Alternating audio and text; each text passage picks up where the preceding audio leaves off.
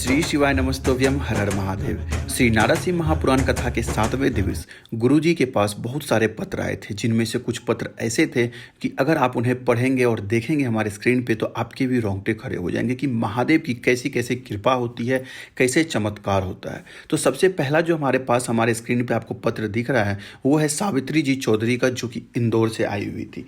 इनका कहना ये था कि इनकी पुत्री का, इनकी बेटी का जो लड़का था, 22 साल का लड़का था, वो किसी रोड एक्सीडेंट में उसकी मृत्यु हो गई थी। वो शांत हो गया था। उसके बाद इन्होंने अपनी पुत्री को बोला कि आप पशुपति व्रत शुरू कीजिए। इनकी पुत्री का जो बच्चेदानी का ऑपरेशन था वो हो चुका था। फिर इन्होंने डॉक्टर से ऑपरेशन खुलवाया। महादेव की कृपा से इन्होंने पशुपति व्रत शुरू किया। पशुपति व्रत करने के बाद कुछ दिनों के बाद ही इन्हें फिर से वही बच्चा पैदा हो गया। महादेव की कृपा से इन्हें फिर से एक लड़का पैदा हुआ। इसे सुनकर आपके भी होश उड़ सकते हैं या आपको भी लग सकता है कि ये कैसे चमत्कार हो गया। अब कोई भी सोच सकता है कि जिनका 22 साल का लड़का का अगर रोड एक्सीडेंट में कुछ भी हो जाता है तो उसके ऊपर कैसा बीत रहा होगा।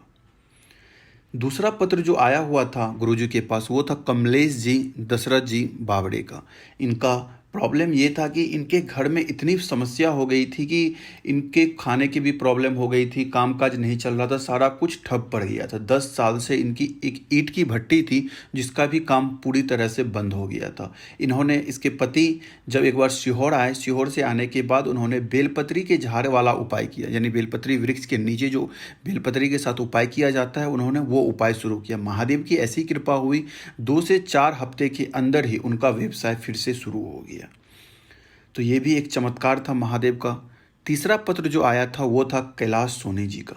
कैलाश सोनी जी का कहना था कि उनका पुत्र आकाश सोनी, जो कि बचपन से ही ना सुन सकता था ना बोल सकता था, उन्होंने 8वीं की परीक्षा पास की थी। उसके बाद 2021 में उन्होंने हाई कोर्ट में फॉर्म डाला था किसी पद के लिए, उनका वहाँ पे सिलेक्शन नहीं हुआ। उसके बाद 2021 में उन्होंने 10वीं की परीक्षा हेतु अपना फॉर्म फिलअप किया। 2022 यानी 28 अप्रैल 2022 को उन्होंने अपना परीक्षा पास किया। महादेव की कृपा से उन्होंने जो बेलपत्री पे शहद लगाने वाला उपाय था वो उपाय उन्होंने शुरू किया। 2022 में वो 10वीं का परीक्षा पास कर गए।